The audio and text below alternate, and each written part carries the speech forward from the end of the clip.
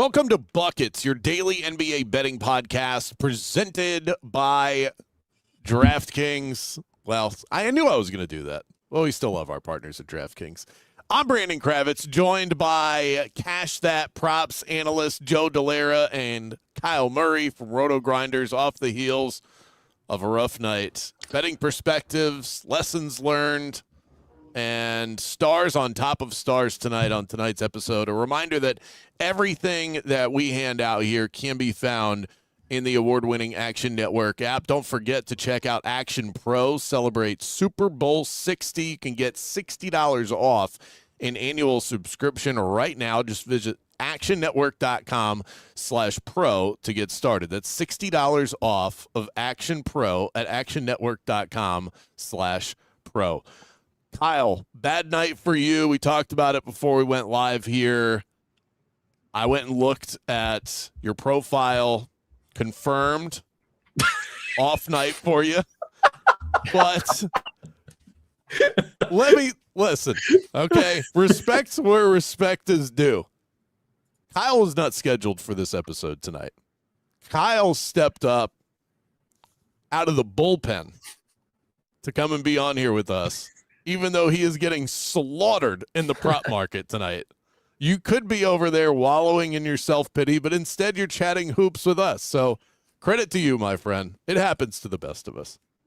Yeah, the best way to get over a bad day is to get on to the next one. I was telling you guys before we went live, I've certainly lost more money or more plays in a day than I did today, but just the way that I lost them. And of course, it was the day where I was feeling very motivated at 4 a.m. this morning. And I was like, you know what, I'll tweet out a bunch of player props at 4 or 5 a.m. So I tweeted out like 7 or 8 free props, and I got a bunch of great CLV on them. I mean, I don't really feel bad about many of the plays. I would say the one play that I regret is the LaMelo Ball play. I probably didn't, bake in him being on the front end of a back-to-back enough in the minutes projection, and that's ultimately why it ended up not, producing very well. And obviously the Jalen Brunson illness, randomly popping up in the middle of the day. Can't do much about that. But other than the rest of the plays, I felt pretty good about all of them.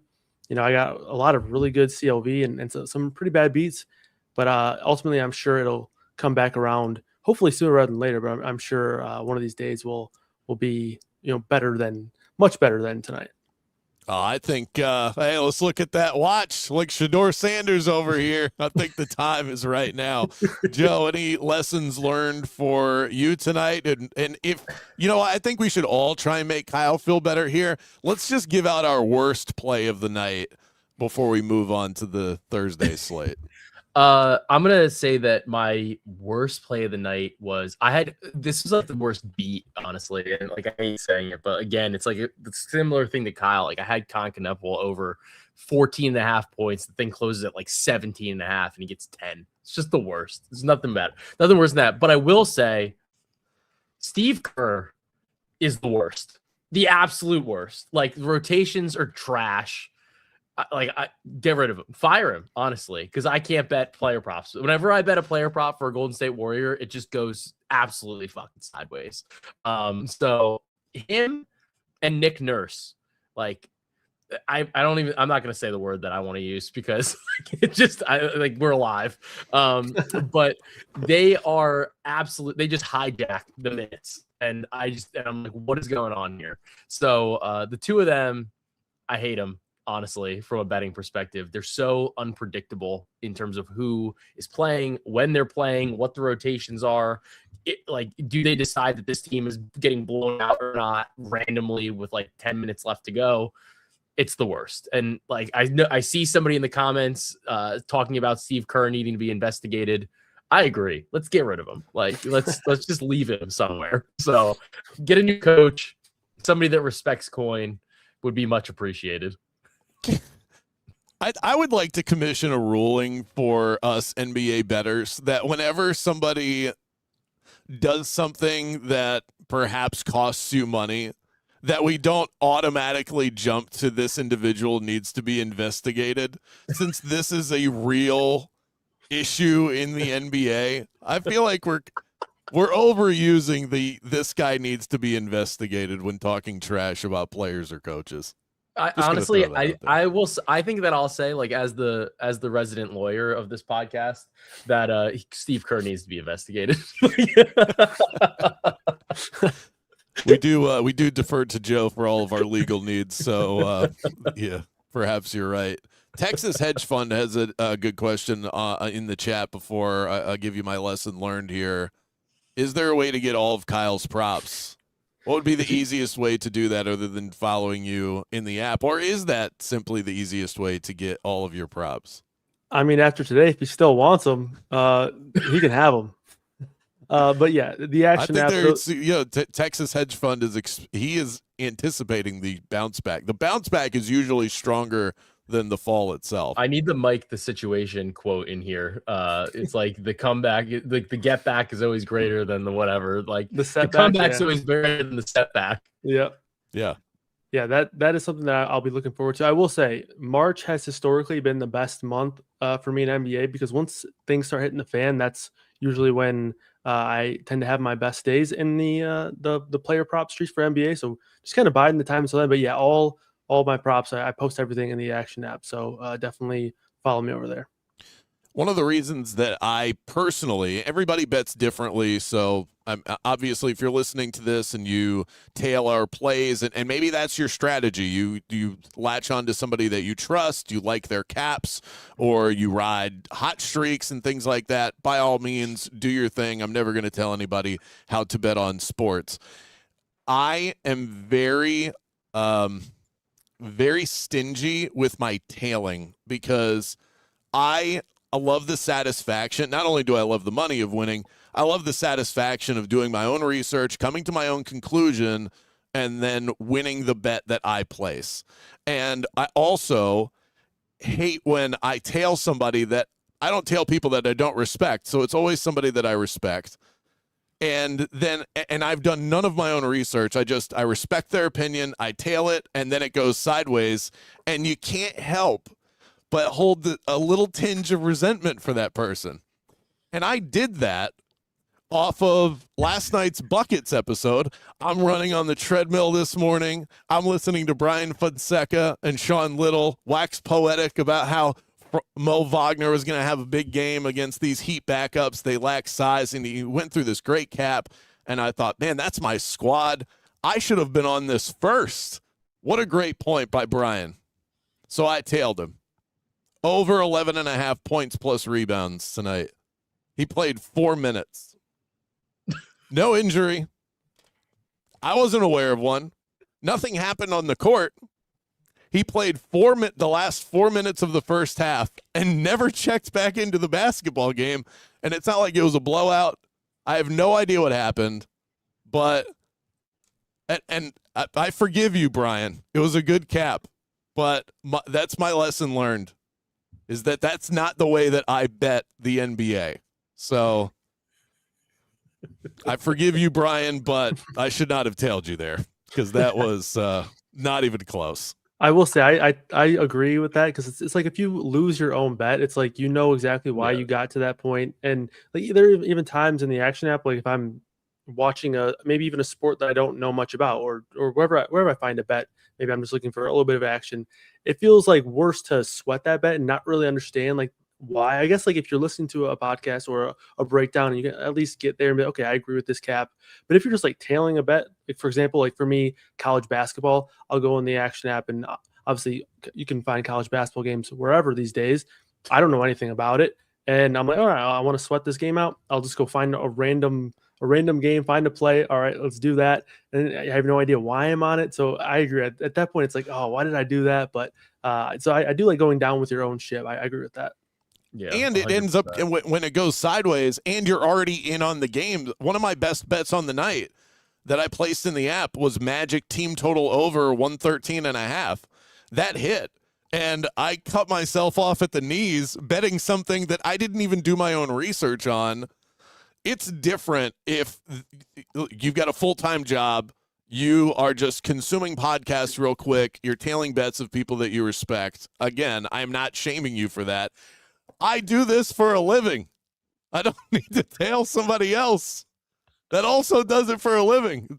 So It drives me crazy. And you guys are so good at what you do. And Brian's so good at what he does. And Sean, I mean, everybody that's on Buckets is phenomenal. Some of the best NBA cappers, sides, totals, props that you will find. And I'm not just saying that because I'm on this podcast, but still, it still pisses me off when I do that to myself. So there you go. The lesson learned. Also, on a more positive note, speaking of Brian, he's been on this since the start of the season. Don't trifle with these Hornets. They are not to be messed around with. Another big win for them, 112-97 over the Memphis Grizzlies. Now they go on the road. I'm looking at our plays, and I don't think any of us are on this. The Hornets are the best team in the NBA, or at least one of them, on no rest in terms of their against the spread mark, because that's a fun second bet every single. Brian's getting a lot of run on today's pod. But Brian would tell you that sentence went on for far too long. The Hornets are the best team in the NBA.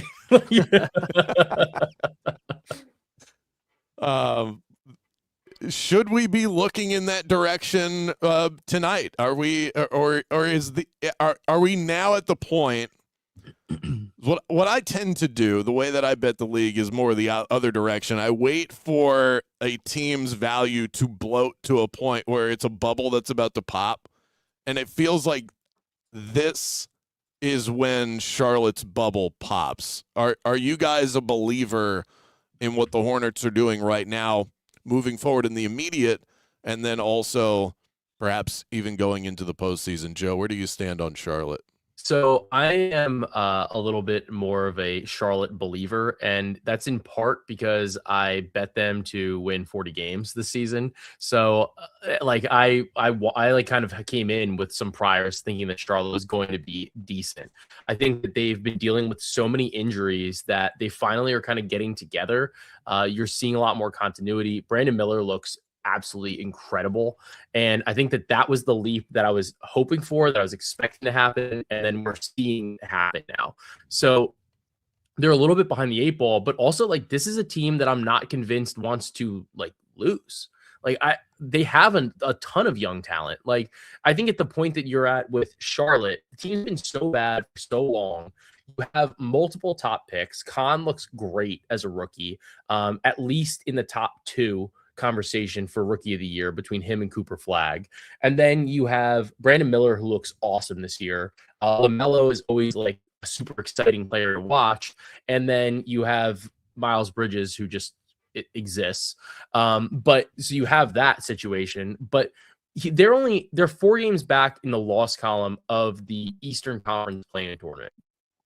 I don't see at this juncture why not? Just give it a shot, see what you can do, especially if you think Chicago might be a seller. Atlanta has looked like they kind of took a bit of a step back. Why not give it a shot here and try to keep pushing? And the advanced metrics kind of show this. The offense has been pretty solid. The defense has been solid lately. I'm more of a believer because I think the young talent is here. And I think that Brandon Miller has taken the step, at least, especially recently over his past 10 games or so. He's really taken this step forward into where you'd look at him and say, this dude could be a legitimate star in the league. And I think that that's important. That was the leap that I was hoping to see from him. And I think that Charlotte can kind of keep this rolling as the season progresses. So Charlotte is plus 550 to make the playoffs. Now, right now, they are behind the play-in line, behind the Chicago Bulls. Kyle, it's a bold bet to make, but you're getting pretty decent odds on it. Do you think that that's a bet worth placing right now with how good Charlotte looks, but while there's still value on them to make the playoffs? They're not going to get in above the play-in line. So basically what you'd be betting now is that they're going to be a play-in team, but then they're going to be able to win their way out of the play-in. Yeah, I mean, I would certainly feel better backing them than fading them right now. I do feel like they're a team that obviously they got off to a bit of a slow start, but I think that was a fairly natural progression considering how young they are and also dealing with some injuries. Obviously, Miller missed some time, LaMelo Ball missed some time. So seeing them all healthy again and obviously pretty much all of them taking steps forward. I mean, with Miller and Concanible. Even Diabate has taken a nice step forward as well this season. So Yeah. I think just being a team that is trending upwards, it does make a lot of sense because of that youth and learning to play with each other. So I think that does explain a lot of things. But over the last 15 games, they're a top 10 team in terms of defensive efficiency and the number 1 team in offensive efficiency. Obviously, there's a little bit of small sample noise there with a couple of 150-point games, including that game a couple of games ago against the Sixers. But nonetheless, those are some really impressive numbers. And I know it's only a 15-game sample, but regardless, that is not something that I think I can completely overlook, and especially a team that I would not mind continuing to back on, continuing to grow as a team. So especially like Joe mentioned, if Brandon Miller can keep taking those steps forward, he looks fantastic. So it's a squad that I like for sure. So, and I should not have couched the Charlotte on no rest stat because it is accurate. Don't doubt yourself, people. It's another lesson for you. 9-1 against the spread on no rest. That's the best mark in the NBA. And I feel like for the first time, it's kind of priced into the line. The first time, because I've played into that trend, but it feels like the books have caught up to that. Also, one last note on this, because Charlotte does feel very bettable right now. You just want to make sure that you get the best of the number always. Cooper Flagg did not play tonight, and I would wait. If you want to bet Charlotte, wait until Cooper Flagg is ruled in, and then the number should shrink back down to probably Charlotte -1.5. So keep that in mind as you look at that game. We are not. We're going to look in other directions. Time for some plays, gentlemen. 3 stars, 2 stars, 1 star. Joe, what are we looking at? We'll start with you with your 3-star play of the night. So for my 3-star play of the night, I'm going to be looking at Jalen Duren double-double. This is about like -130 or so in the market. He hasn't hit this in 3 games in a row, but I like the spot against the Phoenix Suns. To me, when he's playing the Suns, he's already kind of performed well against them. Earlier in the season, back in January, he had a 16-point 18 rebound night with 28 rebound chances. I like the opportunity here. I figure Mark Williams is going to play for the Suns, and Mark Williams is not a guy that's stretching the floor. Like, that's keeping Duren right there, locked in the paint. I think it's a good matchup. Mark Williams also can kind of he can get into foul trouble pretty often. And if Mark Williams isn't on the floor, we're kind of looking at those Oso minutes, which he's not necessarily like a traditional center. And Duren's somebody that I think can really kind of take advantage of those types of softer matchups here. So for me, it's a little bit more of a look at this matchup in particular. Overall on the season, he's got a double-double in about half the games, a little bit more. So I don't mind it relative to the rest of the price here. And I think it's just a good opportunity for him to kind of keep rolling here against the Phoenix Suns. I know the Suns have been a very tough matchup, but I do think that for him, this is a particularly strong spot given the personnel that Phoenix has. What's the most juice you'd be willing to pay on this? Where I'm looking around at -140. Where did you get this number? I see it -130 at FanDuel right now. I see -136. There's -140 at DraftKings. I think all those numbers are fine. I would probably consider just pivoting maybe to I generally like the PR look and for Duren just because he does have some ceiling potential then. So 26.5 isn't that bad either. That's probably how I would go to look for this particular game. The 140 implies 58% of the time you'd have to hit this over 58% of the time in order to profit on that number. Kyle, or do you rubber stamp this in terms of Duren? A Duren double-double never really feels like a bad idea. So I have a hard time talking him off of this. Yeah, certainly don't have a problem with this play. I have him projected for 17.5 points and 10.9 rebounds. I actually think it's a pretty good matchup for him here. From an offensive perspective, I think there's a good chance that he has a lot of potential putbacks. Obviously, Mark Williams is a big body, but so far this season, they're allowing the 5th most offensive rebounds and to opposing centers, the 7th most dunks. So that sounds like Jalen Duren's season right there. Also the 9th best rebounding matchup for opposing centers. So should be a really good rebounding spot here for Duren. And again, if the game does stay close, 4.5 point spread, we could see 30 plus minutes for Duren rather than, the 27, 28 minutes that we can get in certain games when it kind of goes a little haywire. But 4.5 point spread should, at least be a game where we don't lose out on, significant minutes at the back end of the game. So I like it. So my 3-star play is in line with the idea of this one being an absolute rock fight. Pistons, Suns under 216.5. It's funny how this happens on buckets. We just, without even going over it as a collective, we end up firing on the same game in several different ways, and we're not even done with the Pistons and the Suns. 2 top 10 defenses. The Pistons have been the number 1 defense in the league over the last 10 games. These two teams met a couple of weeks ago. The line in terms of the total was 219.5. We're at 216.5 now. Devin Booker didn't play in that one either. I think the books learned their lesson. It was a 108-105 finish. Booker's still out, as I mentioned, so that limits the scoring upside on the Phoenix side.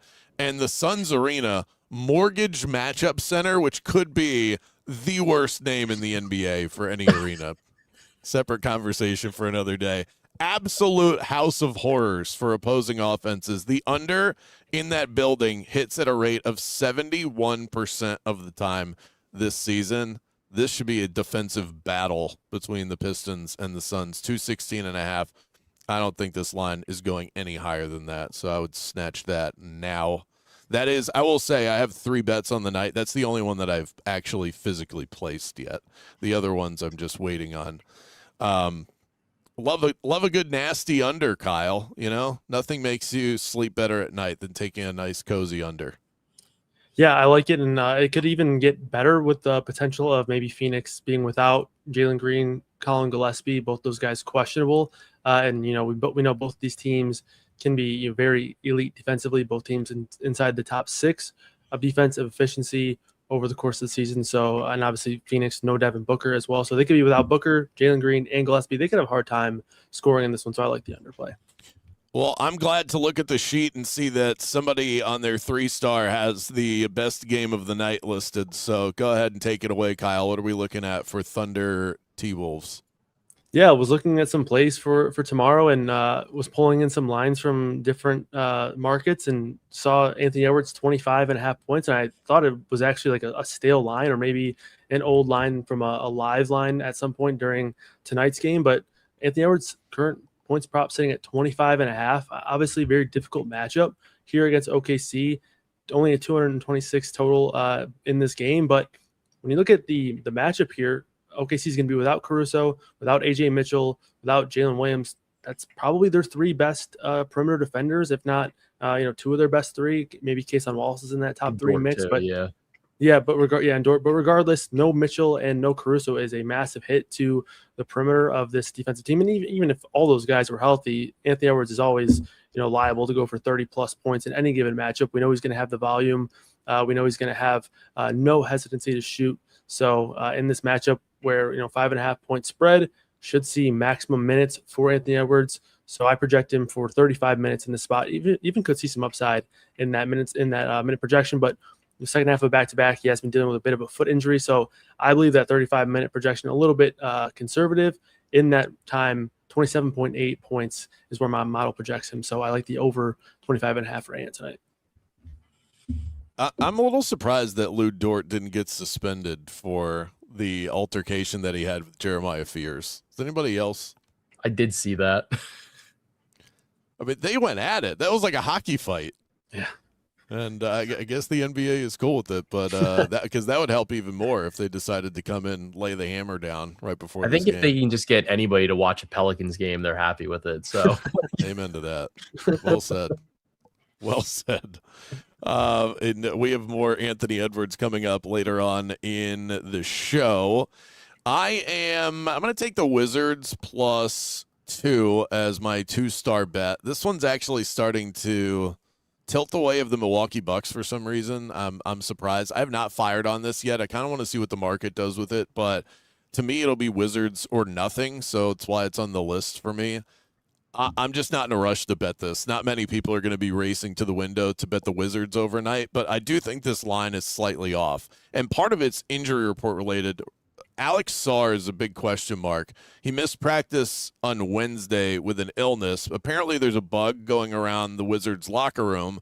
2 players have already missed a game for Washington this past week because of an illness. But Sarr was given the day off from practice yesterday, presumably to rest and recover. These are young guys. Illnesses can absolutely take them out. They tend to bounce back pretty quick. I think he's going to play, so I think we should get some good CLV on this. And if you just look tail of the tape with these lineups, I don't think these two teams are that different from each other. So I'll take the home team that I think is just as good, if not better, than the Milwaukee Bucks without Giannis, of course. And the one thing I'm worried about, Joe, is that the report from Shams just came out that Giannis is officially ripping the Band-Aid off and saying, okay, I want the hell out of here. And I'm always worried about that super motivated spot where the team goes, oh, you don't want to play with us? Watch this. And then you get Washington on the other side. It's a good team to take your frustrations out on. But that's where you get into some classic sports betting overthink. Where do you land on this? Yeah, I think that you're more in I think you're more accurate in saying that the Bucks are just like a bad basketball team right now. And candidly, like if Giannis wants out, you got a lot of dudes that are on this team because of Giannis. Like they're like, well, I'll stay and I'll play because of Giannis. Like Bobby Portis is probably gone. Like I think Bobby Portis is like gone. Like his camp's probably trying to figure out where can I go buy a new house, like somewhere else right now. Like Milwaukee is in a position where they should be like actively trying to lose. They have their pick this year.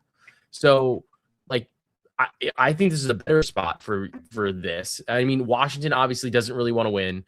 They don't want their pick to convey to the New York Knicks. But at the same time, like they do have some wiggle room and they also want these guys to develop. So I think they're much more interested in seeing that.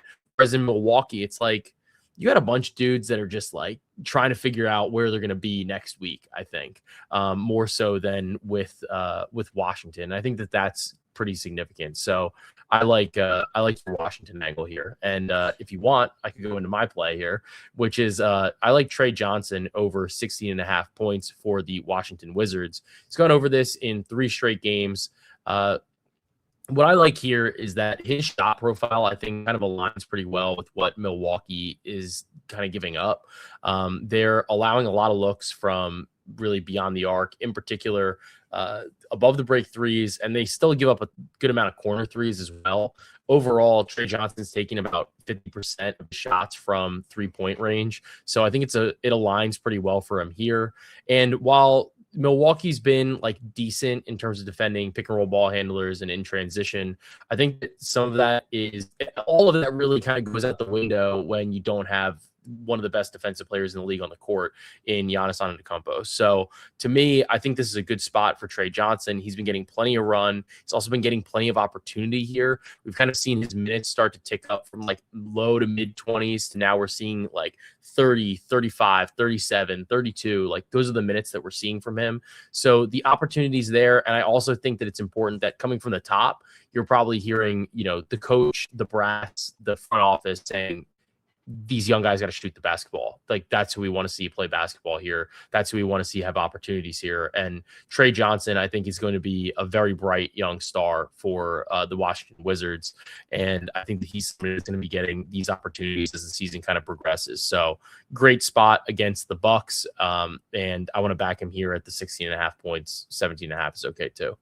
I knew I wanted to attack this Wizards line, and I was looking at that Trey Johnson prop before ultimately landing on that I'm just going to do what I typically do and bet an NBA spread, and I'm most likely going to end up on Washington. And then, I don't know, maybe I'll end up tailing you, and then, I'll end up firing you some angry emoji or something if this doesn't hit.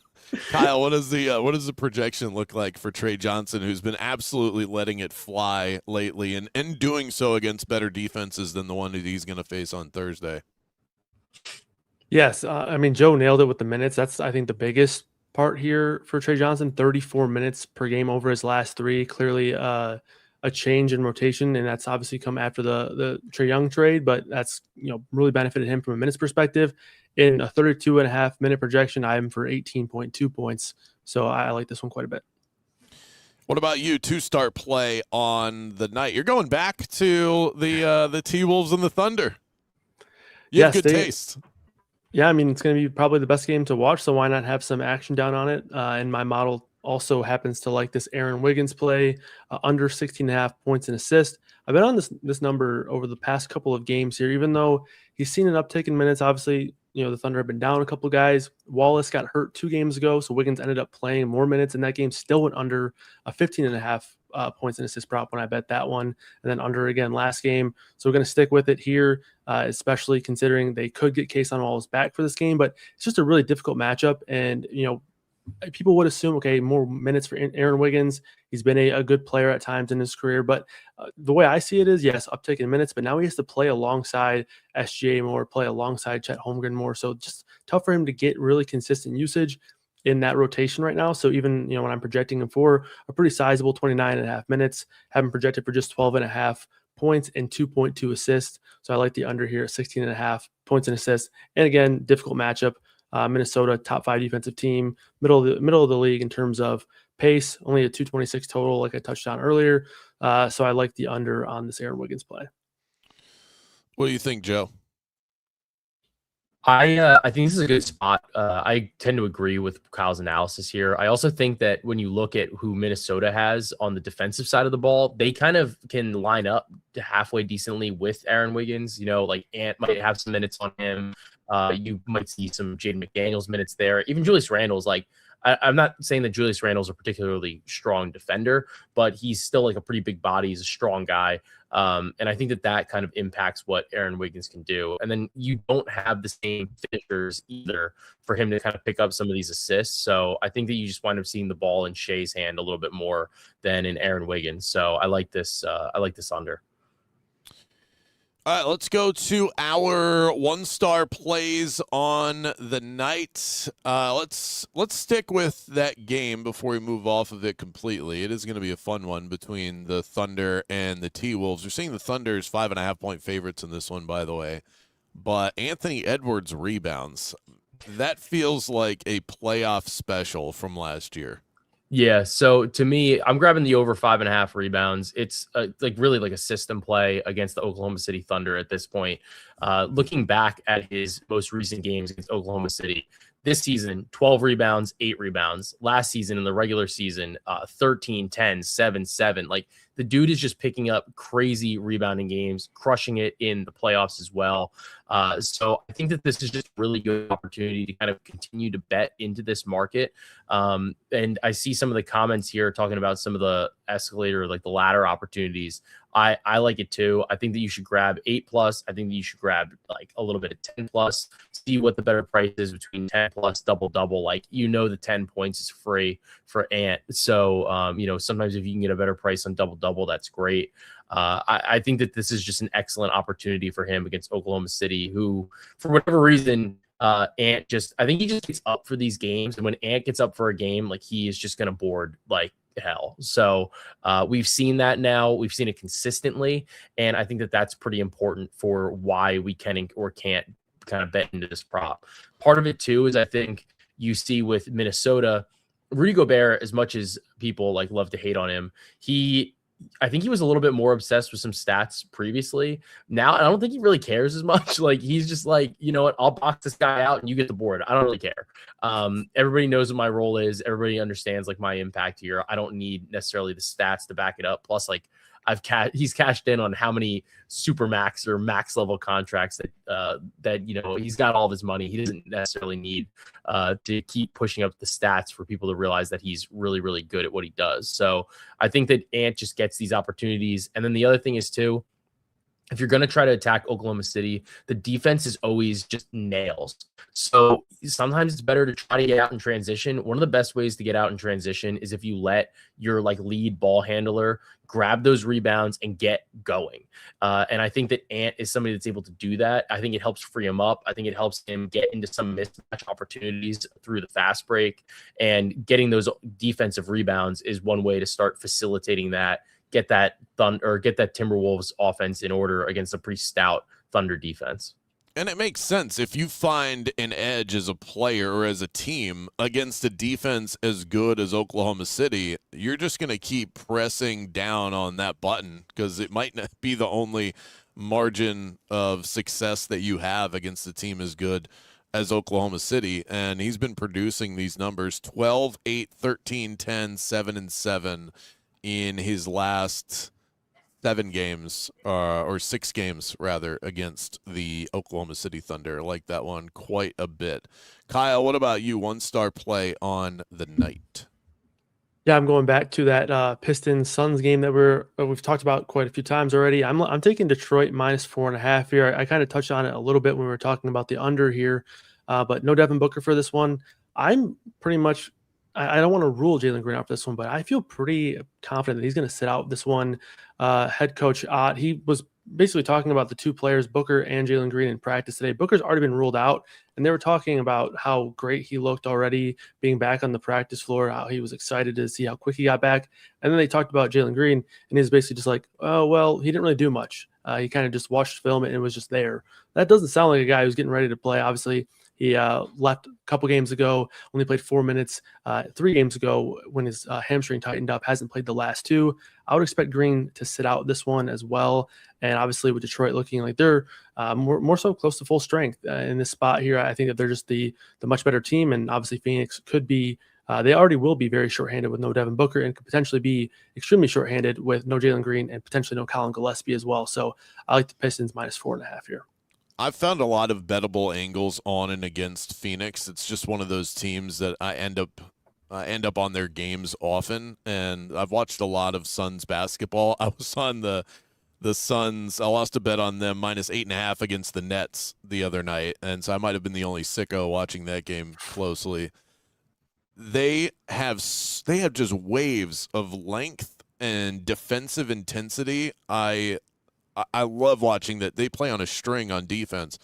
Without Booker, if Gillespie's not there, Jalen Green, they do not have guys that can score. So I expect this to be a low-scoring game, but when push comes to shove in the fourth quarter and Cade's getting buckets, they don't have guys that can keep up with that.